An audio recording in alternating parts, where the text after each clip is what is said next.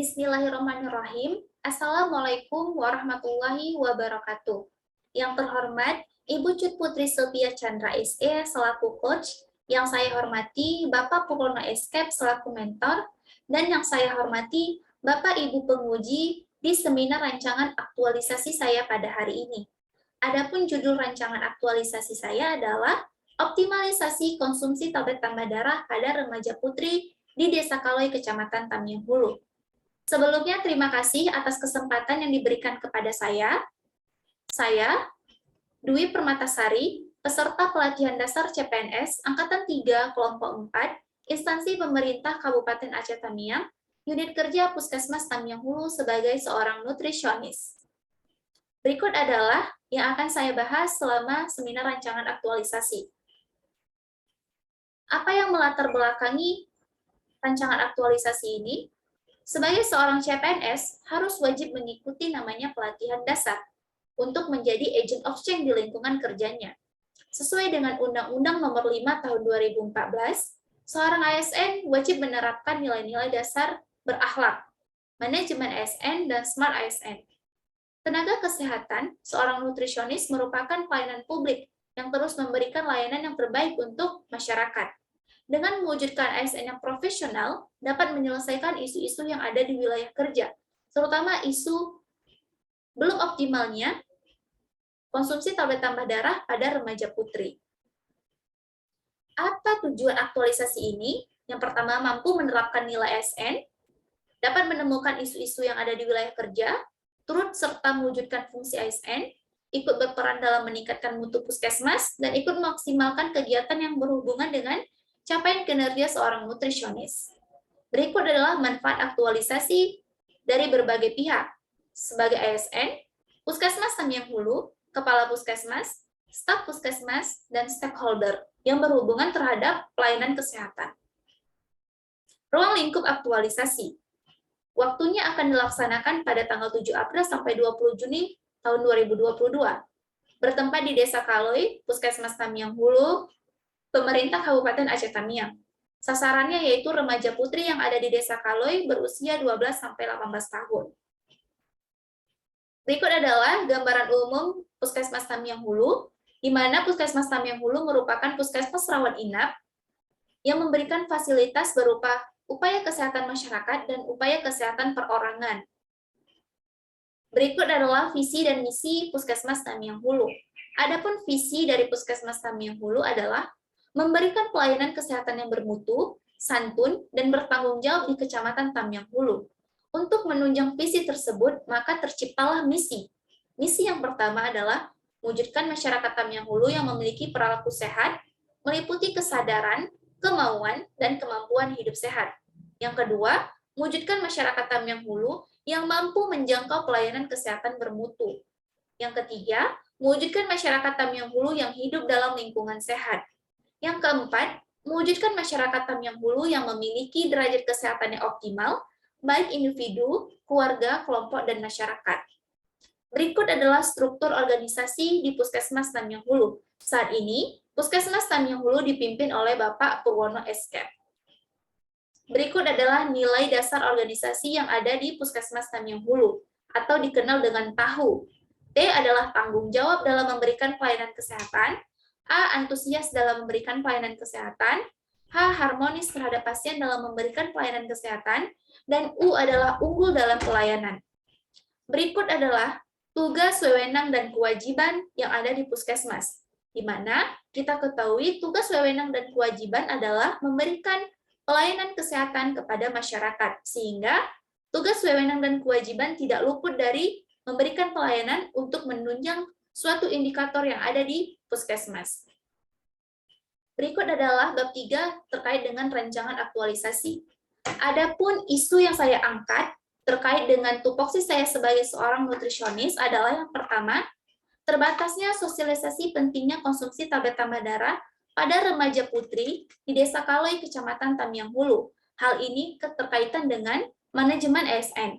Yang kedua adalah belum maksimalnya pelaksanaan konsultasi gizi di Puskesmas Tamiang Hulu. Hal ini keterkaitan dengan smart ASN. Dan yang ketiga adalah belum optimalnya pemenuhan zat gizi pada masa 1000 hari pertama kehidupan di Puskesmas Tamiang Hulu, hal ini keterkaitan dengan manajemen ASN.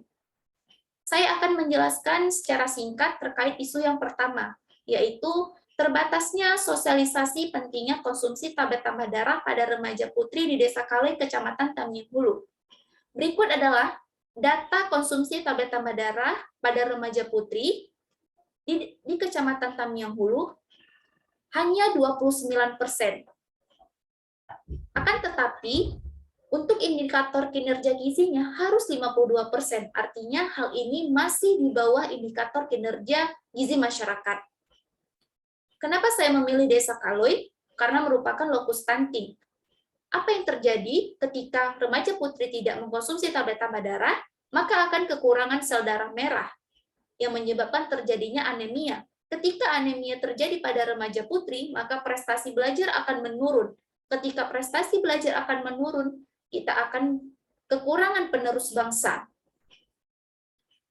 Isu yang kedua, belum maksimalnya pelaksana konsultasi gizi.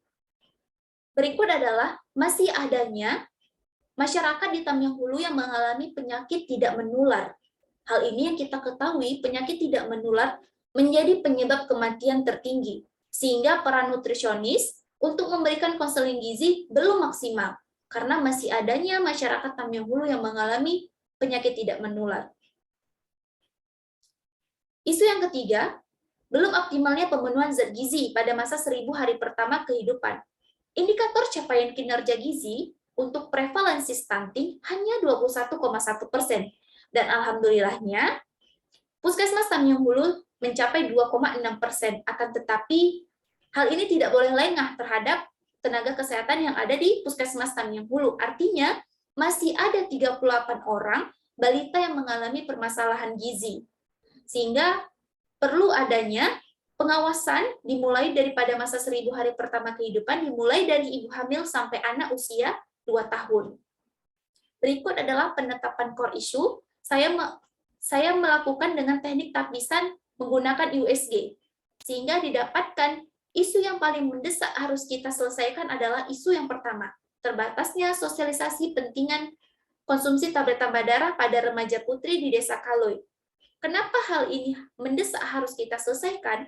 Karena permasalahan yang paling mendasar harus kita selesaikan pada sasaran gizi adalah di masa remaja. Ketika pada masa remaja tidak kita selesaikan, maka akan merembes ke masa ibu hamil. Ketika pada masa ibu hamil pemenuhan zat gizi belum optimal, akan menjadi anak yang stunting. Maka dari itu, hal yang paling utama, yang paling urgent yang harus kita selesaikan remaja putri dengan cara mengkonsumsi tablet tambah darah untuk meningkatkan sel darah merah yang ada pada tubuh remaja putri, sehingga tidak terjadinya anemia. Berikut penyebab isu utama, ada 4 faktor. Dari sumber daya manusianya, masih kurangnya pengetahuan tentang manfaat konsumsi tablet tambah darah, terutama si remaja putri. Tidak patuhnya remaja putri dalam minum tablet tambah darah. Dari segi pemerintah, tenaga kesehatan di Puskesmas kurang berkoordinasi dengan Dinas Kesehatan Kabupaten Aceh Tamiang. Belum terlibatnya semua lintas program, terutama program PKPR. Tidak adanya media informasi. Saat ini hanya dilakukan sosialisasi, belum adanya leaflet atau brosur, dan belum adanya kartu pengawasan. Dari segi lingkungan, pengaruh interaksi antar teman. Berikut adalah gagasan kreatif terkait isu yang saya angkat. Optimalisasi konsumsi tablet tambah darah pada remaja putri di Desa Kaloi, Kecamatan Tamiang Hulu, yang nantinya akan ada 8 kegiatan yang akan saya laksanakan. Berikut akan saya jelaskan secara singkat dan rinci terkait rancangan aktualisasi saya. Kegiatan yang saya akan lakukan pertama adalah melakukan pretest untuk mengukur peningkatan pengetahuan remaja putri. Tahapan kegiatannya ada 4. Yang pertama, saya akan membuat soal. Ini berorientasi pada nilai kompeten dan berorientasi pelayanan. Berkoordinasi dengan mentor. Ini keterkaitan dengan nilai kolaboratif. Nanti saya akan mencetak soal. Ini adalah akuntabel. Dan remaja putri menjawab soal pretest. Ini ada nilai kompeten. Kegiatan ini berkontribusi pada misi yang pertama di Puskesmas Tamiang Hulu. Penguatan nilai organisasinya adalah kompeten.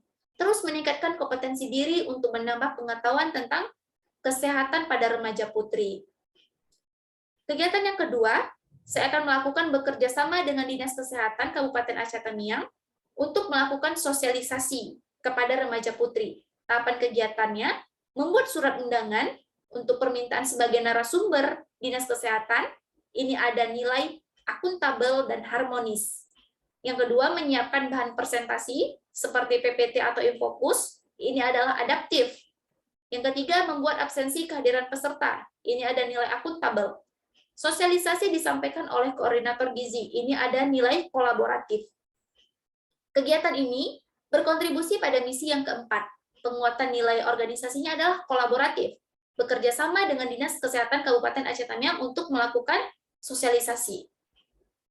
Kegiatan yang ketiga, bekerja sama dengan lintas program PKPR, melakukan sosialisasi. Tahapan kegiatannya, membuat surat permintaan sebagai narasumber kepada penjab PKPR. Ini ada nilai akuntabel dan harmonis. Menyiapkan bahan presentasi seperti PPT dan infokus. Ini ada nilai adaptif. Yang ketiga adalah membuat absensi kehadiran peserta. Ini ada nilai akuntabel. Sosialisasi disampaikan oleh penjab PKPR. Ini ada nilai kolaboratif. Kegiatan ini berkontribusi pada misi yang keempat. Penguatan nilai pada kegiatan ini adalah kolaboratif, bekerja sama dengan penjab PKPR untuk memberikan sosialisasi kepada remaja putri untuk meningkatkan derajat kesehatan remaja putri. Kegiatan yang keempat, melakukan sharing knowledge pada rekan sebaya. Di mana tahapan kegiatannya, nanti saya akan menyiapkan alat kit kesehatan berupa timbang berat badan, pengukur tinggi badan, dan alat tensi. Ini keterkaitan dengan nilai akuntabel dan adaptif. Tahapan kegiatan yang kedua, saling melakukan pengukuran secara bergantian. Ini ada nilai kompeten dan harmonis. Yang terakhir adalah pencatatan hasil status gizi remaja putri. Ini ada nilai akuntabel. Pada kegiatan ini berkontribusi pada misi yang ketiga. Penguatan nilai organisasinya adalah kompeten, meningkatkan kompetensi diri dengan melakukan sharing pengetahuan kepada rekan sebaya untuk meningkatkan pengetahuan kesehatan remaja putri. Kegiatan yang kelima, membuat kartu pengawasan untuk meningkatkan konsumsi tablet tambah darah. Tahapan kegiatannya, mencari referensi terkait desain untuk pembuatan kartu. Di sini ada nilai akuntabel dan kompeten. Nanti saya akan berkoordinasi dengan rekan sebaya saya untuk melakukan desain yang akan dicetak. Di sini ada keterkaitan nilai kolaboratif. Dan yang terakhir adalah cetak kartu pengawasan konsumsi tablet tambah darah. Di sini keterkaitan nilainya adalah nilai loyal, kolaboratif, dan adaptif. Kegiatan ini berkontribusi pada misi yang kedua. Penguatan nilai organisasinya adalah adaptif, terus berinovasi dan mengembangkan kreativitas dengan membuat kartu pengawasan untuk meningkatkan konsumsi tablet tambah darah. Kegiatan yang keenam, membuat media leaflet untuk remaja putri sebagai informasi tentang kesehatan anemia. Tahapan kegiatannya, mencari referensi, ini keterkaitan dengan nilai akuntabel dan kompeten, berkoordinasi dengan rekan kerja terkait desain, ini ada kolaboratif, dan terakhir, mencetak media leaflet. Ini ada keterkaitan nilai loyal, kolaboratif, dan adaptif. Kegiatan ini berkontribusi pada misi yang kedua. Penguatan nilai organisasinya adalah adaptif, terus berinovasi dan mengembangkan kreativitas dengan membuat media leaflet untuk remaja putri, memahami kesehatan tentang anemia lebih mudah. Kegiatan yang ketujuh, membuat grup WhatsApp pada remaja putri di Desa Kaloy. Tahapan kegiatannya, saya meminta persetujuan kepada penjab PKPR sebagai tim pengawasan di dalam grup. Ini ada nilai kompeten dan harmonis. Tahapan kegiatan yang kedua, mengumpulkan data atau nomor HP WhatsApp remaja putri. Ini ada nilai berorientasi pelayanan. Yang ketiga, menyampaikan informasi dan mengingatkan untuk mengkonsumsi tablet tambah darah pada remaja putri setiap minggu 1 tablet. Ini ada nilai keterkaitan adaptif dan kolaboratif. Kegiatan ini berkontribusi pada misi yang keempat. Penguatan nilai organisasinya adalah adaptif, cepat menyesuaikan diri dengan perkembangan teknologi dengan memberikan informasi melalui media WhatsApp. Kegiatan yang terakhir, saya akan melakukan kegiatan post-test untuk melihat perbandingan setelah dilakukannya intervensi.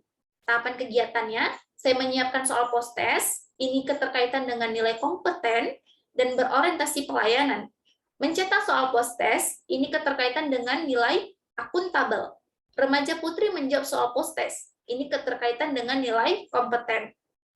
Keterkaitan kegiatan ini berkontribusi pada misi yang pertama.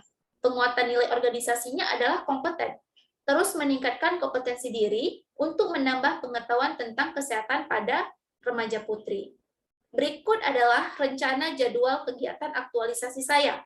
Dari 8 kegiatan itu, pada bulan April, saya akan melakukan pembuatan media leaflet, membuat kartu pengawasan, melakukan pretest, bekerja sama dengan Dinas Kesehatan.